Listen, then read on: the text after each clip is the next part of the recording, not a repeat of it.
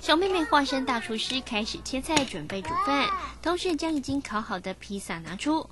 你很难想象，这个从厨房设备到冰箱内部都超拟真的大型儿童玩具，竟然都是这位辣妈用巧拼无师自通所创作出来的，让这位西西妈咪短时间就在脸书上累积超高人气。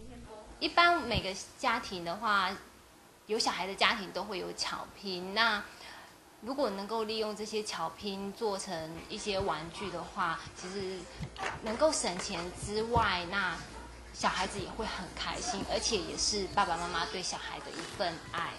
对，所以我非常鼓励说爸爸妈妈能够动手做做看哈。所以我都会我的创作，每一次创作我都会有这个做法po在网络上，然后让每个爸爸妈妈去学习。将家里已经闲置的巧拼运用，制作成各式大型玩具，不仅省下一大笔的采买费用，巧拼玩具安全又不易摔坏，而且还能让孩子们玩到父母亲亲手制作的爱心玩具。以日系的木质厨房来讲就好，它动辄就是上万。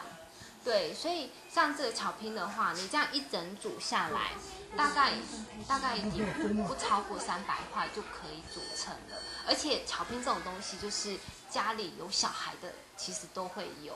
那长大了不用，我们就把它拿来废物利用，把它做成大型的玩具，让小孩子玩。像是厨房组的调味料组，这个也是自己手工缝的，对。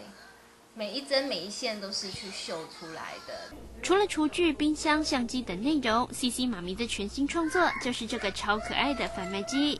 不仅能投币训练孩子算术及思考，当钱投入按钮时，还真的有饮料滚出来。独特的作品及设计发明令人赞叹。妈咪，你要喝什么？我想喝草莓牛奶。草莓牛奶多少？15。好，帮我投15元。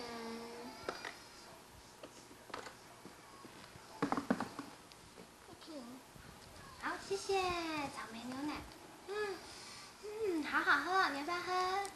以一颗为孩子奉献的心，西西妈咪欢迎对制作巧拼玩具有兴趣的家长加入贝贝比比爱恭维的脸书粉丝团，他将不吝啬分享制作乐趣，期盼这种省钱、安全又环保的创意玩具能获得更多人青睐。屏东县不田乡采访报道。